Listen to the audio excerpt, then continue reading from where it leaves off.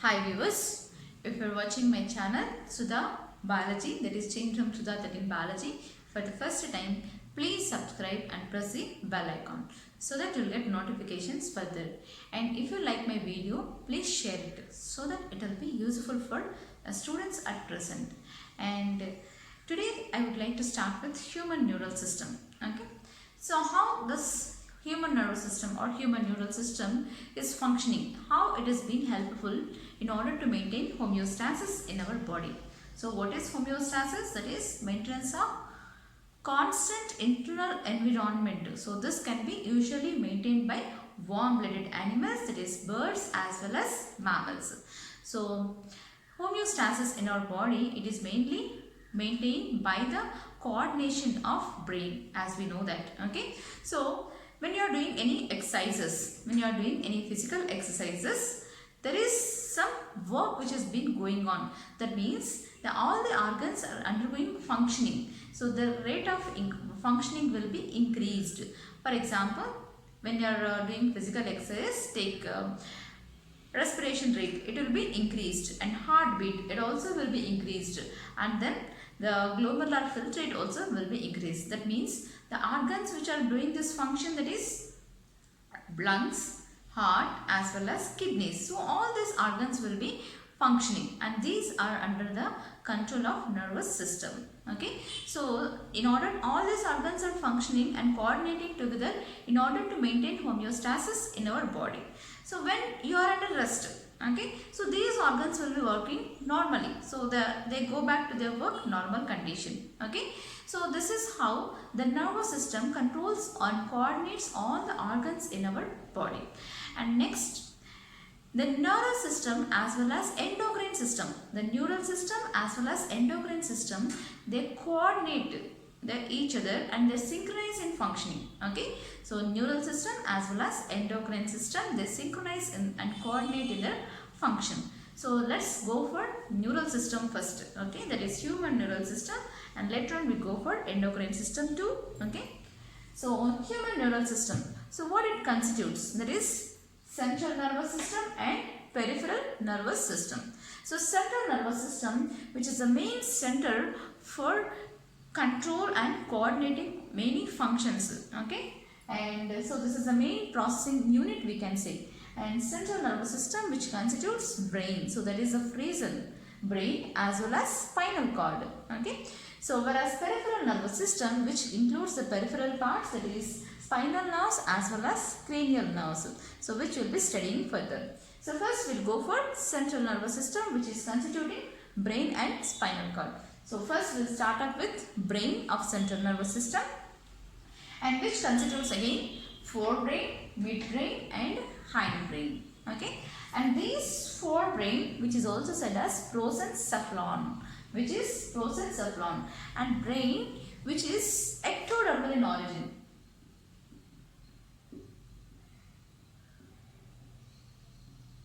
Okay, so it is derived from a germ layer, that is ectoderm, so it is even said as ectodermal in origin.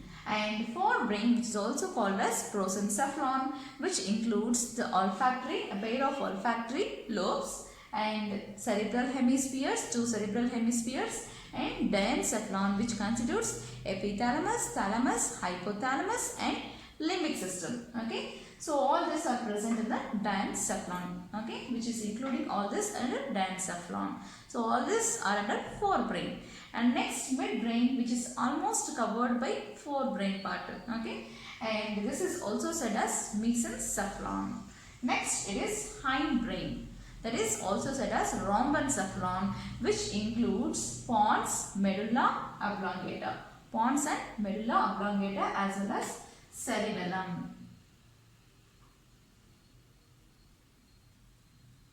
Okay, pons, medulla oblongata as well as cerebellum, which are present in the hindbrain region, that is rhombencephalon. So cerebellum is considered as first largest part, whereas second largest part is cerebellum.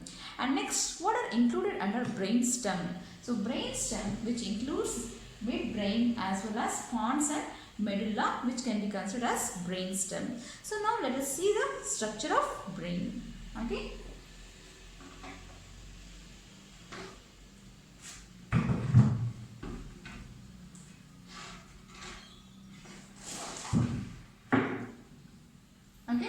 So this is the structure of human brain. So I have given a sectional view of human brain diagram.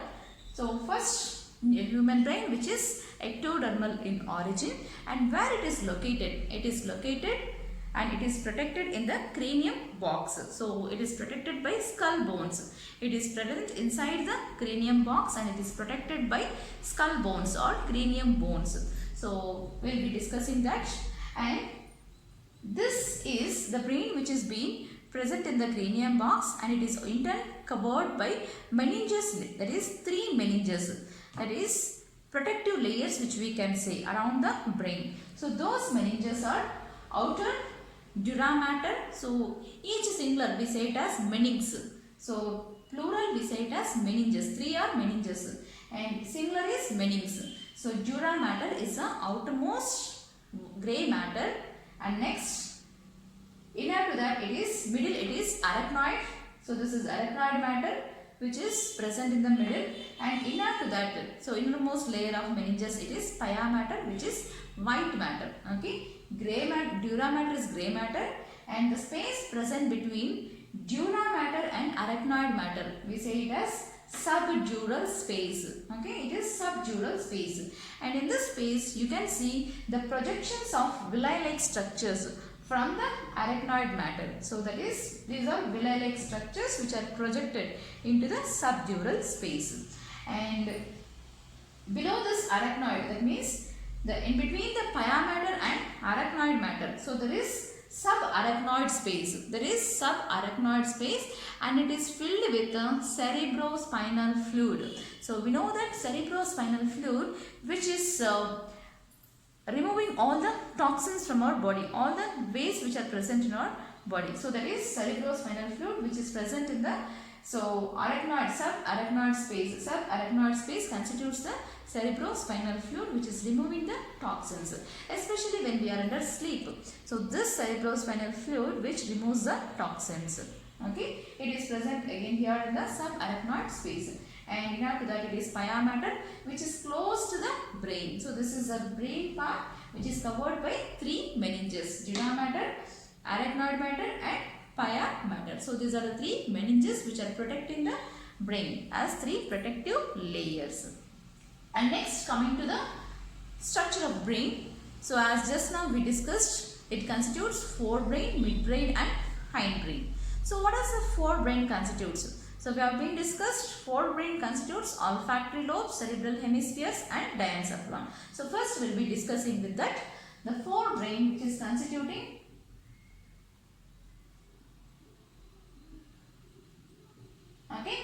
a pair of olfactory lobes as well as cerebral hemispheres. So first we will be studying with the cerebral hemispheres. So now the cerebral hemispheres. So this is the structure of the brain. So this is the brain. Okay. So which constitutes, this is the cerebrum which constitutes 2 hemispheres, that is called as cerebral hemispheres. So if each one is one cerebral hemisphere, so which is present in the cerebrum region, which constitutes 2 hemispheres, that is 2 cerebral hemispheres. So they are connected by a special type of C-shaped structures. If you open this, you can see a special type of C-shaped structure. So like this, it is called as corpus callosum, which is connecting the 2 cerebral hemispheres. Okay. So this is the cerebral region which is connected by, so each cerebral hemisphere is connected by a special type of C-shaped structure which is called as corpus callosum. Okay, very important. And this cerebral region which constitutes the peripheral part as cerebral cortex. So this is cerebral cortex. Okay, where it constitutes majorly the cell bodies of neurons. And next, the cerebral cortex is the peripheral part. And next, in this dorsal side of the cerebral hemispheres, you can see some convolutions which are called as gyri.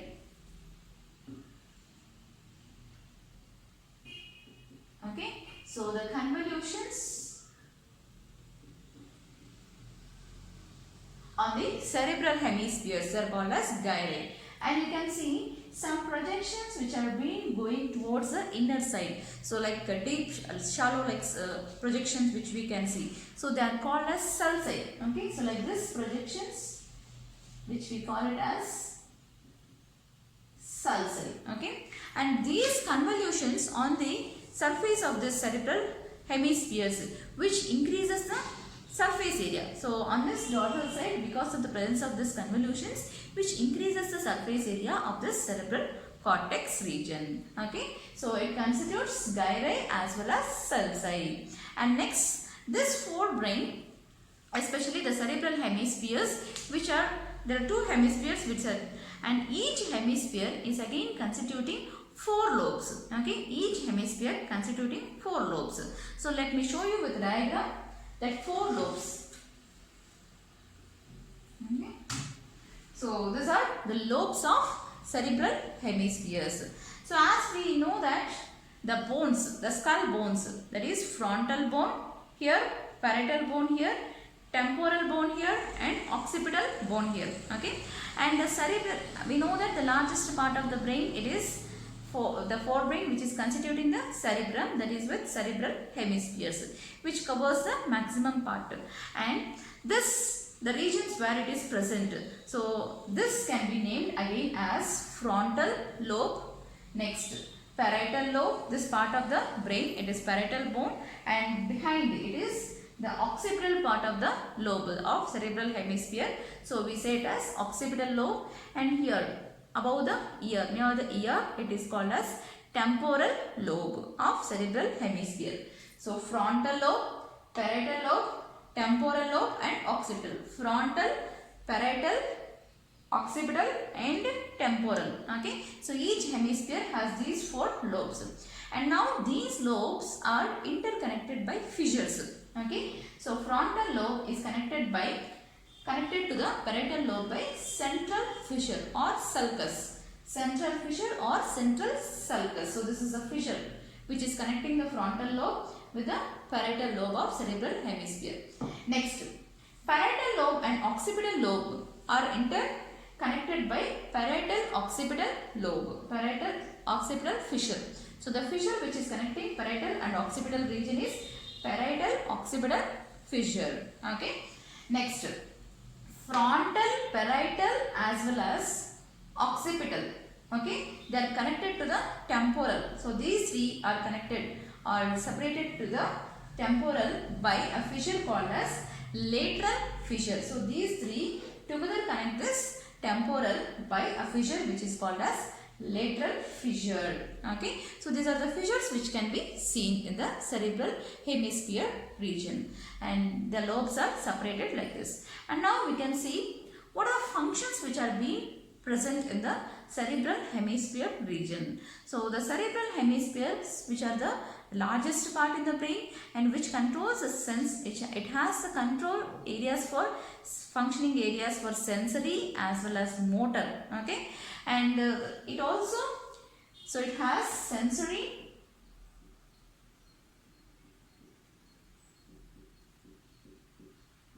as well as motor functioning areas.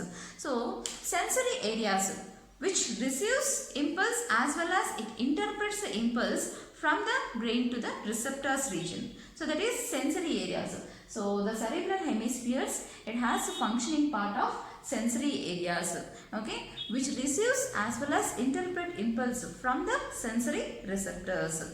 And next, motor areas, so which controls the involuntary actions by the muscles.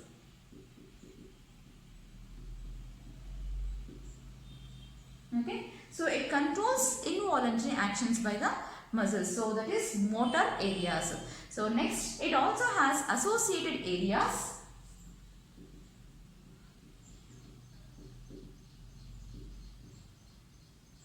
which has neither sensory nor motor in function. So there is associated areas which has neither sensory nor motor. It has a special type of complex integrable functions which control memory as well as communication.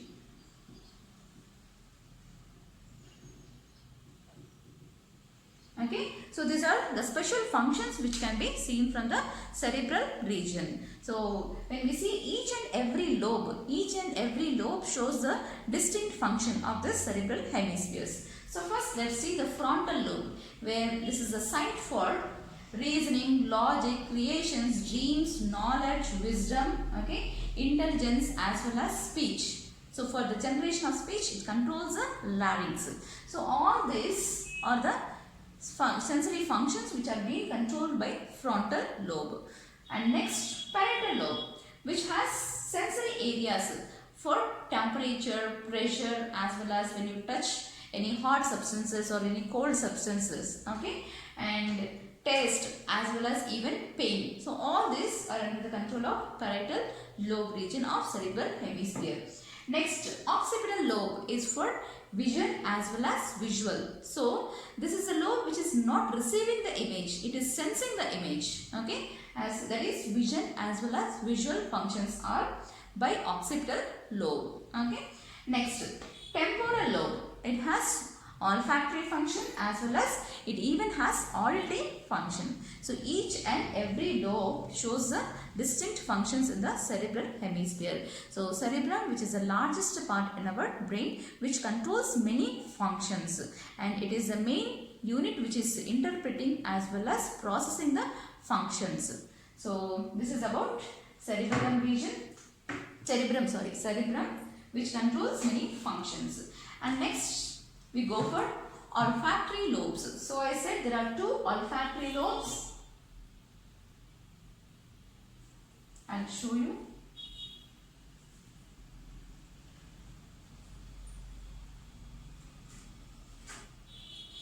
So the two olfactory are present. So this is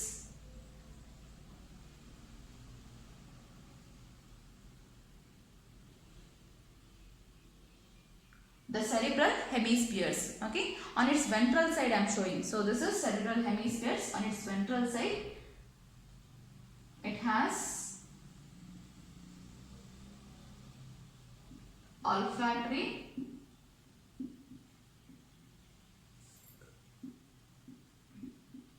so it has a pair of olfactory bulbs which are connected to the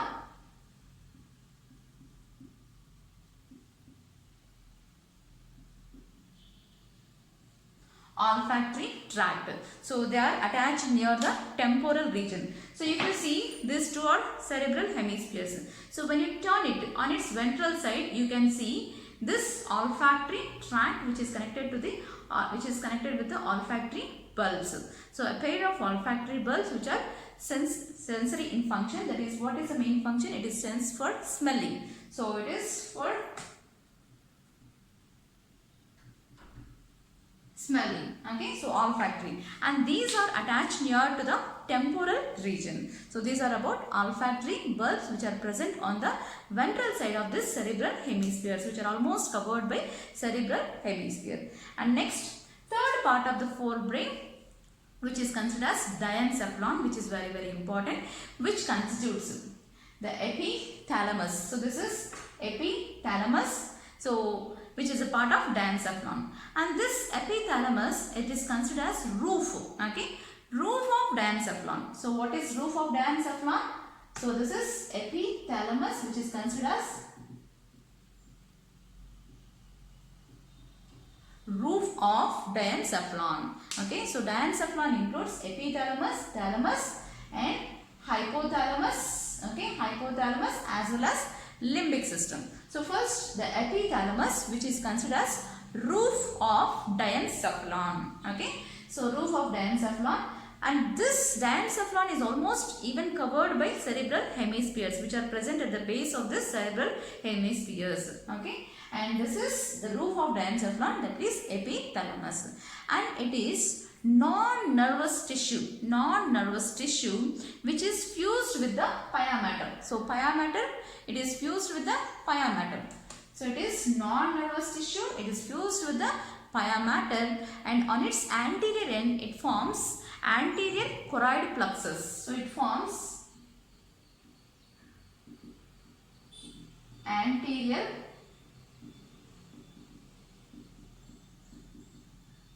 choroid plexus on its anterior end. So that is epithalamus, on its anterior end it fuses with the diameter, and it forms a special type of plexus which is called as anterior choroid plexus. And next, behind this region, behind this, okay, epithalamus, there is presence of a pineal stalk to which the pineal body is connected. So to which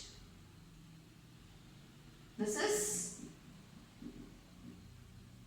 pineal body which is connected on its back side. Behind the epithalamus there is presence of a small pineal stalk to which pineal body is being attached. So pineal body, it is mainly responsible for controlling the rhythmic functions or maintenance of the circadian rhythms, maintenance of sleep and wake up cycle. So all these are the functions of this pineal body, so which will not be discussing now. So it is on its behind there is presence of pineal body. And next, the floor. The roof is epithalamus and floor of this is considered as thalamus. Floor of Dancephalon, it is called as thalamus, which is considered as release center of the forebrain. So it is considered as release center of the brain. So why we are saying the term release center? Because whatever the impulses which are being received to the brain as well as which are passing through the brain has to be passed through this thalamus. It is controlling and coordinating center. So that is why we call this thalamus as release center. So it is controlling and it is controlling and coordinating the signals from the brain as well as through the brain. So it is even considered as release center because it is being considered as the pathway or the region where the sensory impulses from the brain, when it is being passing to the sensory organs, and from the organs to the, when it is passing to the brain, so it has to pass through thalamus. So it is considered as release center and it controls and coordinates the sensory functions. And next, thalamus. Below the thalamus it is hypothalamus. So this is at the base of the thalamus there is presence of hypothalamus, which is the site for synthesis of hypothalamic hormones. So it is a site for synthesis of hypothalamic hormones. So what are hypothalamic hormones? A few we can say: a gonadotropic releasing hormone as well as ADH, which maintains the osmoregulation, ADH or vasopressin, which maintains osmoregulation in our body. So, and oxytocin, so uterine contraction as well as ejection of milk.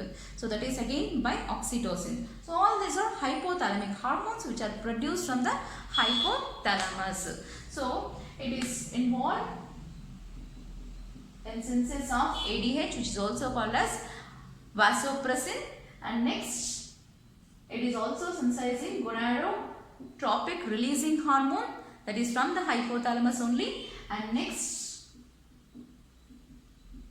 okay, oxytocin. So it synthesizes many hypothalamic hormones, and this is hypothalamus, very important functions. It is considered as thermostat as it is maintaining the temperature balance in our body. So it is considered as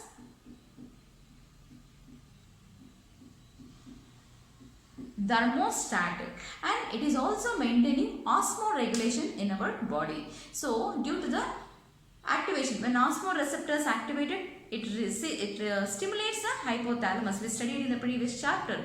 So it stimulates the hypothalamus to release a hormone, that is ADH, okay, which helps in reabsorption of water, and that is how osmoregulation is also maintained by hypothalamus. And very important thing again, hypothalamus, which controls the involuntary actions, which controls involuntary actions. Okay, so hypothalamus, which controls the involuntary action, that means it takes control of an autonomous nervous system. So it controls autonomous nervous system. Okay, so these are the main functions of hypothalamus. So it is thermostat, it maintains osmoregulation, it controls autonomic nervous system, and as well as it maintains osmoregulation by synthesizing ADH, that is antidiuretic hormone or vasopressin, and it synthesizes other hormones like gonadotropic releasing hormone as well as oxytocin. And so hypothalamus, it is the main site for the sensory area for it is thirst, as well as it is for hunger, and even it is for maintaining the satisfaction, satiety functions. Okay, so it controls all these functions, that is thirsty, hunger, as well as anger and osmoregulation. All this we discussed, along with that satisfaction functions, that is satiety functions, are again under the control of this hypothalamus. Very important. Okay, and next we can see at the base of the thalamus we can see again hypothalamus, and next at the end we can see even limbic system, which includes hippocampus as well as amygdala. So the bean shaped structures which we are seeing here is amygdala, which is connected to hippocampus, and this hippocampus runs along up to below the thalamus and reaches up to the corpus callosum. So that is about hippocampus and amygdala. So together we call it as limbic system. So together hippocampus and amygdala, together we call it as limbic system. So these bean shaped structures are called as amygdala, connected to the hippocampus, and this hippocampus runs up to the corpus callosum, connected to this region. And the main functions of this hippocampus and amygdala together, which we call it as limbic system, is it maintains or it controls the sexual behavior, as well as even it controls emotional functions. Okay, so it is involved in the emotional functions, it is controlling the emotional behavior as well as sexual behavior. Okay, so emotions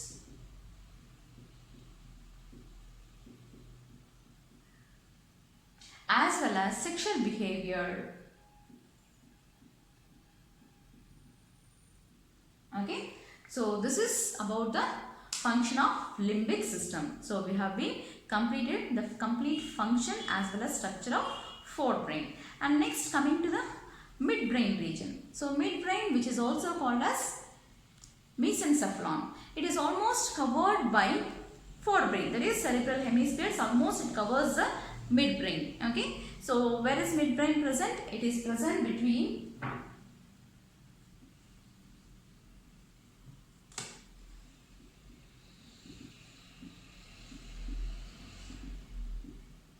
okay, so where is midbrain present? It is present between hypothalamus or thalamus of forebrain and pons of hindbrain. So where is pons? This is pons of hindbrain. So this is the region where it is present.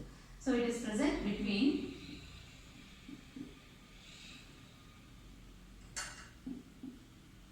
thalamus and hypothalamus of forebrain, and where it is present, and between pons.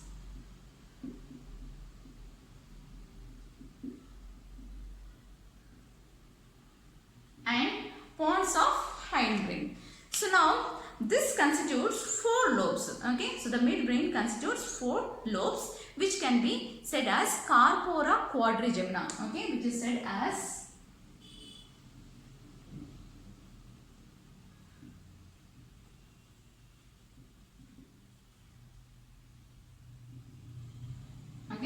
corpora quadrigemina. Okay, so now this corpora quadrigemina, which is containing 4 lobes, which can be divided into upper superior colliculi. So this is on the dorsal side, okay, of midbrain, which constitutes 4 lobes, which we said as corpora quadrigemina. So upper 2 lobes, it is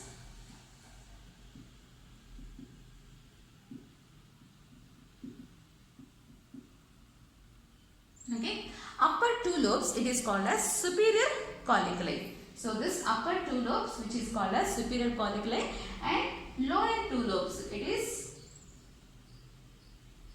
inferior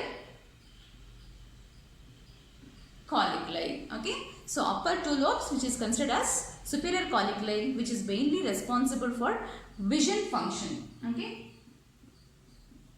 and whereas lower 2 lobes, that is inferior colliculi, which is responsible for auditory function.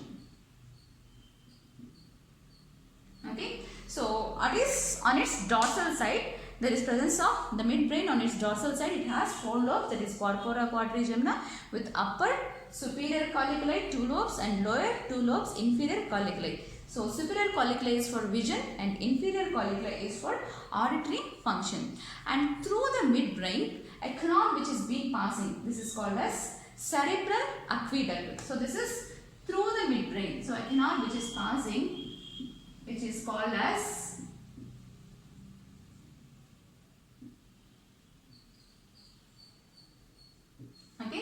through the midbrain, a canal which is being passing, which is called as cerebral aqueduct. So this is the canal which is passing through the midbrain. So that is cerebral aqueduct.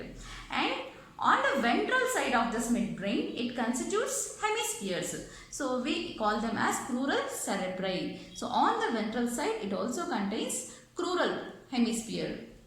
So that is on the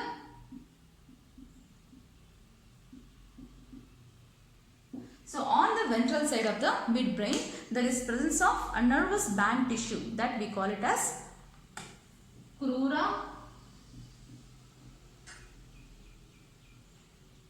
cerebri. Okay, so nervous band tissue which is present on the ventral side of the midbrain, that is called as crura cerebri. So the duct which is passing, so it is a canal which is being passing through the midbrain, it is called as cerebral aqueduct. On its ventral side, it has a nervous band like tissue which is present longitudinally along this canal, that is called as crura cerebri. So this is about the structure of midbrain, and in the next session we will be studying about the hindbrain. So midbrain, which is also called as mesencephalon. So hindbrain, which includes pons as well as medulla oblongata and cerebellum. So this we will be studying in the next session. And what is the brain stem, including pons, medulla oblongata as well as the midbrain. So this constitutes the brain stem. So in the next session we will be studying about the hindbrain, that is constituting pons, medulla oblongata and cerebellum. So thank you for this session.